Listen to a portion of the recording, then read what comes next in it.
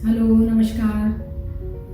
आप सभी का स्वागत है इस मंच पर जहाँ पर एमपीपीएससी से संबंधित चर्चा होनी है, प्री और मेंस के संबंध में। तो पहली बात तो आपको नव वर्ष की बहुत बहुत शुभकामनाएं सभी एस्पिरेंट्स को, क्योंकि नव वर्ष आपके लिए बहुत सारी संभावनाएं लेकर आया है। 2019 का मेंस होना है, 2020 का एग्ज़ाम है और 2021 का एग्ज़ाम है। तो सभी को बहुत बहुत बधाइयाँ। और कोरोना का वैक्सीनेशन भी प्रारंभ हो गया है, इसकी भी आपको बहुत शुभकामनाएं। मैं धन्यवाद देना चाहूँगी NICS संस्थान का, जिसने मुझे मंच प्रदान किया कि ज़्यादातर लोगों तक अपनी मैं बातें पहुँचा सकूँ। बहुत से लोगों के प्रश्न मुझसे होते हैं कि मैम कैसे तैयारी करें, प्री की तैयारी कैसे करें, मेंस की तैयारी कैसे करें, क्या हम सेल्फ स्टडी से भी निकाल सकते हैं, क्या मेंस आंसर राइटिंग प्रैक्टिस ज़रूरी है, कौन सी किताबें पढ़ने चाहिए, क्या पढ़ना चाहिए, इस तरीके के प्रश्न करते हैं। तो नर्मदा इंस्टीट्यूट संस्थान के माध्यम से मुझे एक मंच मिला जहाँ पर मैं मार्गदर्शक की भूमिका में हूँ कि मैं आपको उन सारे सवालों के जवाब दे सकूँ। तो कुछ देर मैं सोच रही हूँ 15-20 मिनट के लिए हम एक सेशन रखेंगे जिसमें मैं आपके साथ अपना अनुभव साझा करूँगी और बाद में आपके प्रश्नों के जवाब दूँगी। तो मेरा नाम सुरभि मीना है। मैं DSP CAW महिला अपराध प्रकोष्ठ शाखा में उप पुलिस अधीक्षक के पद पर पदस्थ हूँ। 2013 में मैं महिला सशक्तिकरण अधिकारी के रूप में चयनित हुई थी। 2014 में एज ए DSP चयनित हुई और 15, 16, 17 के भी इंटरव्यू मैंने दिए थे क्योंकि मैं एज अ डेप्यूटी कलेक्टर चयनित होना चाहती थी। और वर्तमान में भी मैं क्वालिफाई हुई हूँ, परंतु I have changed my mind. मैं एजुकेशन के क्षेत्र में जाना चाहती हूँ, मार्गदर्शक की भूमिका में रहना चाहती हूँ। तो सबसे पहले मैं आपको कुछ चीज़ें बताऊंगी कि क्या एक एस्पिरेंट करता है, या आप कह लें कि मैं अपनी एक सक्सेस स्टोरी आपके साथ जर्नी बताऊंगी। बहुत कुछ आपको जिससे सीखने के मिलेगा। मैंने अपने अनुभव से सीखा, आप लोग मेरे अनुभव से सीख सकें। कि जब 2012 में मैंने इंजीनियरिंग बैकग्राउंड से हूँ और मैंने अपना ग्रेजुएशन कंप्लीट किया, तो मुझे जो है मेरे समक्ष सबसे पहला प्रश्न था कि मुझे क्या करना है ना। जो हर व्यक्ति के सामने ये प्रश्न चिन्ह खड़ा होता है कि वो क्या करेगा भविष्य में, क्या करना चाहता है। तो मेरे समक्ष भी ये प्रश्न था और मैंने डिसाइड किया कि मैं सिविल सेवा की तैयारी करूँगी। लेकिन शुरुआती दिनों में जब मैं सिविल सेवा की तैयारी कर रही थी तो मैंने क्या गलतियाँ की कि मैं दूसरे एग्ज़ाम की और भी पेपर्स दिया करती थी, जो मुझे कुछ दिनों बाद रियलाइज़ हुआ कि जब मैं मध्य प्रदेश सिविल सेवा की तैयारी कर रही हूँ और इसमें चयनित होना चाहती हूँ, तो फिर मैं क्यों बैंक के एग्ज़ाम दे रही हूँ या दूसरे एग्ज़ामों में क्यों शामिल हो रही हूँ, जो कि मेरा बहुत समय बर्बाद कर देता। अब ना चाहते हुए भी जब एग्ज़ाम आता है तो उसकी ओर फोकस आपका चला जाता है। तो सबसे पहले मैंने अपना एक केवल लक्ष्य डिसाइड किया कि मुझे MPPSC की तैयारी करनी है और उनको मैंने साइड किया। जो ज़्यादातर एस्पिरेंट करते हैं तो उन्हें ये ना करें। आप अपना एक लक्ष्य डिसाइड करें। हर एग्ज़ाम है, उसकी डिमांड अलग है, उसकी तैयारी का तरीका अलग है, उसके प्रिपरेशन का वो आपका डिफरेंट होगा। तो आप पहले डिसाइड कर लें क्या करना चाहते हैं। शुरुआती दिनों में मैं UPSC की मैंने तैयारी की, परंतु दुर्भाग्यवश 2013 में इसका सिलेबस चेंज हो गया। देन मुझे अब डिसाइड करना था कि मैं PSC की ओर फोकस करूँ कि UPSC। तो मैंने वहाँ पे एक निर्णय लिया कि मैं पहले MPPSC की तैयारी करती हूँ। तो सबसे पहले तो आप निर्णय कर लें। उसके बाद एक बहुत इम्पॉर्टेंट प्रश्न है कि आपने अपने गोल को किस तरीके से डिसाइड किया। जैसे मैंने यदि डिसाइड किया कि मैं मध्य प्रदेश सिविल सेवा की तैयारी करना चाहती हूँ, तो आपको अपने अंदर विश्वास हो कि मैं ये परीक्षा क्रैक कर लूँगी, हाँ ये मैं कर सकती हूँ। ये बहुत इंपॉर्टेंट है। जैसे मैंने जब आप ये डिसाइड कर लेते कि हाँ ये अपने अंदर ये विश्वास है आपको कि हाँ ये मैं कर सकती हूँ, तो आपने अपना 50% तो जंग जीत ली। अब बाकी जो तैयारी है वो जंग बची हुई है ना।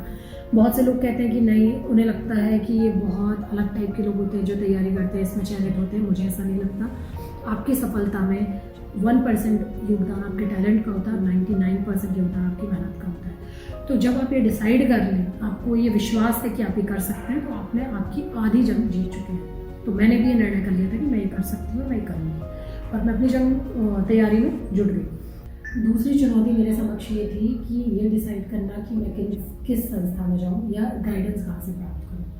तो इसके लिए मैं कई संस्थानों में गई, कोचिंग के लिए गई, बट मुझे कहीं भी सेटिस्फेक्शन नहीं मिला, क्योंकि या तो वो इस तरीके से पढ़ा रहे थे कि 3 घंटे में सिर्फ एक प्रश्न पढ़ाया जा रहा है, उसका उत्तर। और मैं कुछ ऐसा चाहती थी कि मेरे कंसेप्ट या मेरा बेसिक क्लियर हो और फिर उस बेसिक के आधार पर मैं अपनी तैयारी कर सकूं। तो इसके लिए मैं इंदौर भी गई, बहुत से संस्थानों में गई, तब जाके मैंने एक संस्था में ज्वाइन किया और एज अ यूपीएससी एस्पिरेंट मैंने वहाँ पे ज्वाइन किया था और अपनी तैयारी वहाँ से की और मैंने अपना बेस तैयार किया। अब दुर्भाग्यवश हुआ ये कि 2014 में पीएससी का भी सिलेबस चेंज हो गया और तब मुझे डिसाइड करना था, मेरे साथ वाले को फिर से कोचिंग की और उन्होंने मुख किया और मुख हुए और दूसरी कोचिंग ज्वाइन की। बट मुझे क्लियर था कि मेरे बेस क्लियर है, टॉपिक वही है, हिस्ट्री वही है, भूगोल वही है, तो मुझे अब क्या करना था, सिर्फ जो एमपीपीएससी का न्यू सिलेबस है उसकी डिमांड है उसके अनुसार मैंने तैयारी शुरू कर दी, अपने स्तर पर ही तैयारी की और अपने जो मेरे पास नहीं था उसे मैंने गैदर करना शुरू कर दिया, तो कलेक्ट कर लिया। शुभम ने हमसे प्रश्न किया है कि अच्छा उत्तर कैसे लिखा जाए। तो इसके लिए मैं ये कहूँगी कि एमपीपीएससी मेंस में अच्छा उत्तर लिखना बहुत ही आवश्यक है ताकि ज़्यादा से ज़्यादा अंक अर्जित किया जा सके। उसके लिए आप ये करें कि वर्तमान में जो सिलेबस है उसमें आपको 200 शब्दों से ज़्यादा कोई भी उत्तर नहीं लिखना है।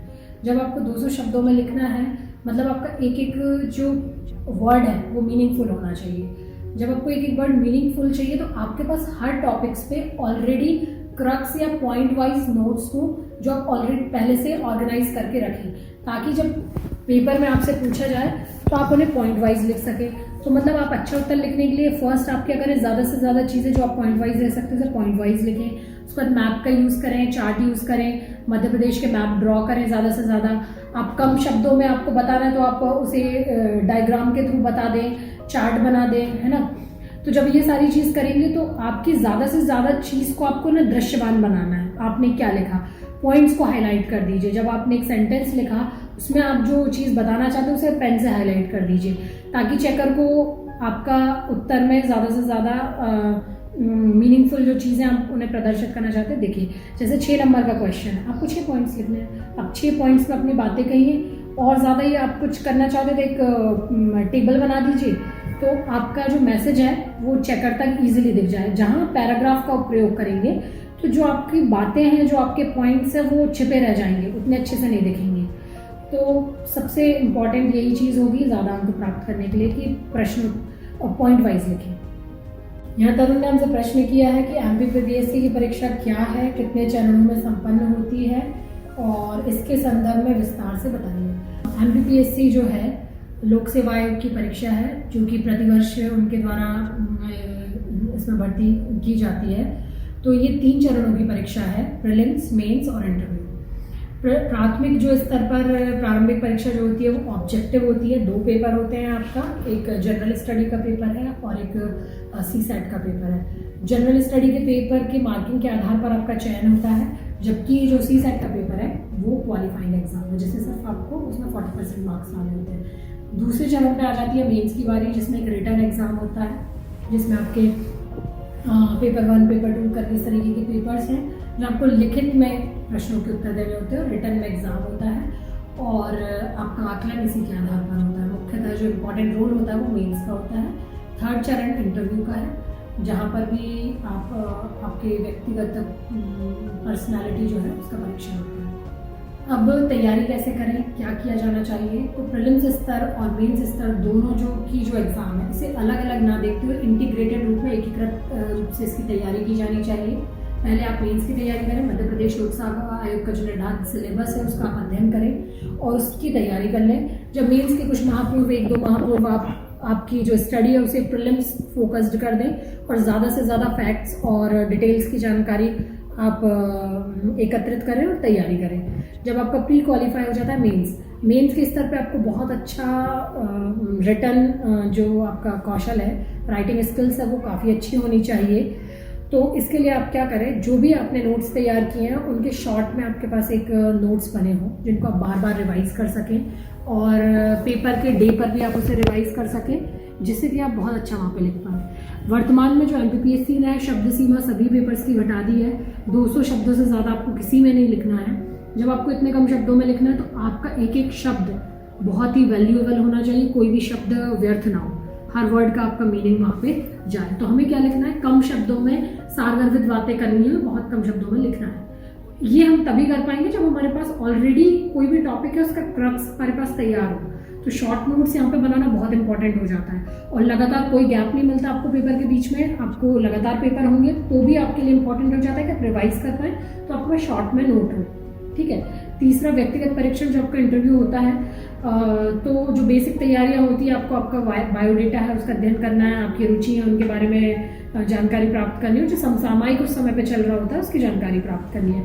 लेकिन मैं इम्पॉर्टेंट को इंटरव्यू को इतना ज़्यादा इम्पॉर्टेंट इसलिए नहीं मानती क्योंकि वो हमारे हाथ में नहीं है, वो कोई थर्ड व्यक्ति है जो आपको जज करके आपकी पर्सनैलिटी का आकलन करेगा। परंतु मुख्य परीक्षा जो है वो आप पर निर्भर करती है, आप उसमें ज़्यादा से ज़्यादा अंक जो है प्राप्त कर सकते हैं, वही अंतिम में आपको चयन दिलाने में सफलता का जो है रोल प्ले करेगी।